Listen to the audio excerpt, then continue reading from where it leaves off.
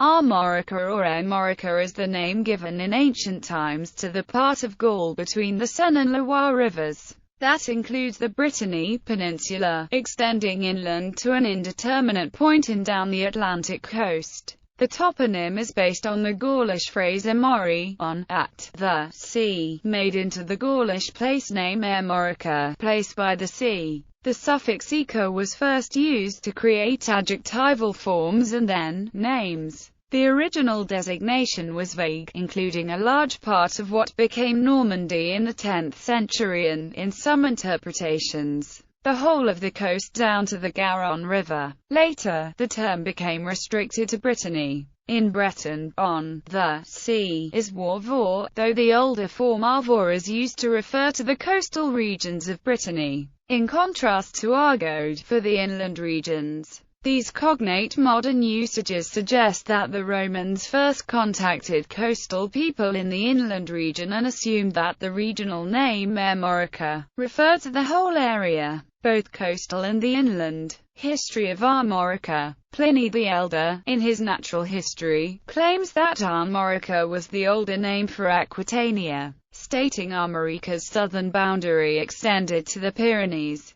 Taking into account the Gaulish origin of the name, this is perfectly correct and logical, as Armorica is not a country name, but a word that describes a type of geographical region, a region that is by the sea. Pliny lists the following Celtic tribes as living in the area: the Aedui and Carnutini as having treaties with Rome, the Meldi and Secusiani as having some measure of independence, and the Boia, Senones, all a sea, the Parisii, Tricuses, Andicavi, Viducuses, Bodiocuses, Venetia, Corosfelites, Diablinti, Redanes, Turones, and the Atsua. Trade between Armorica and Britain, described by Diodorus Siculus and implied by Pliny, was long established, because, even after the campaign of Publius Crassus in 57 BC, continued resistance to Roman rule in Armorica was still being supported by Celtic aristocrats in Britain. Julius Caesar led 2 invasions of Britain in 55 and 54 in response. Some hint of the complicated cultural web that bound Armorica and the Britanniae is given by Caesar when he describes Diviciacus of the Suessianus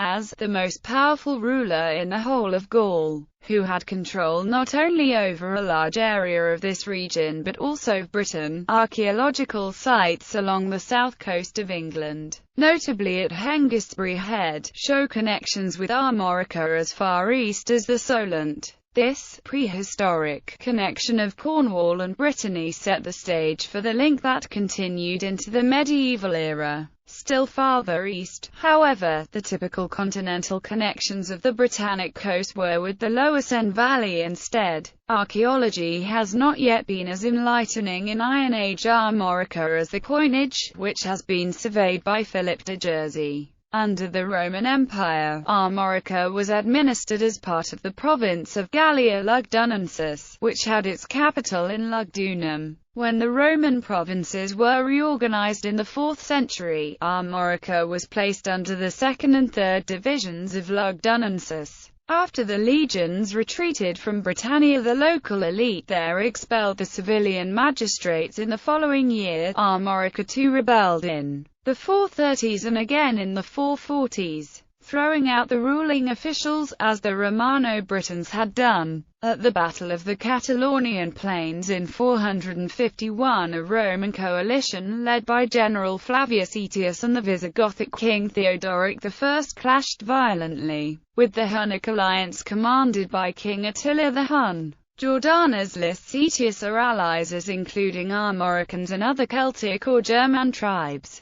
The Armorican Peninsula came to be settled with Britons from Britain during the poorly documented period of the 5th–7th centuries. Even in distant Byzantium, Procopius heard tales of migrations to the Frankish mainland from the island, largely legendary for him, of Britia. These settlers, whether refugees or not, made the presence felt of their coherent groups in the naming of the westernmost Atlantic-facing provinces of Armorica, Cornouaille and Domnoni. These settlements are associated with leaders like Saints Samson of Dol and Paul Aurelian, among the founder saints of Brittany. The linguistic origins of Breton are clear. It is a Brythonic language descended from the Celtic British language, like Welsh and Cornish, one of the insular Celtic languages brought by these migrating Britons. Still, questions of the relations between the Celtic cultures of Britain, Cornish and Welsh, and Celtic Breton are far from settled. Martin Hennig suggests that in Armorica, as in sub-Roman Britain, there was a fair amount of creation of identity in the migration period. We know that the mixed, but largely British and Frankish population of Kent repackaged themselves as Jutes, and the largely British populations in the lands east of Dumnonia seem to have ended up as West Saxons. In Western Armorica, the small elite which managed to impose an identity on the population happened to be British rather than Gallo-Roman in origin, so they became Bretons. The process may have been essentially the same. According to C.E.V. Nixon, the collapse of Roman power and the depredations of the Visigoths led Armorica to act like a magnet to peasants, coloni, slaves and the hard press, who deserted other Roman territories, further weakening them. When Vikings or Northmen settled in the Catentan Peninsula and the Lower Seine around Rouen in the 9th and early 10th centuries, and these regions came to be known as Normandy, the name Armorica fell out of use in the area, with Western Armorica having already evolved into Brittany. The East was recast from a Frankish viewpoint as the Breton March under a Frankish marquis.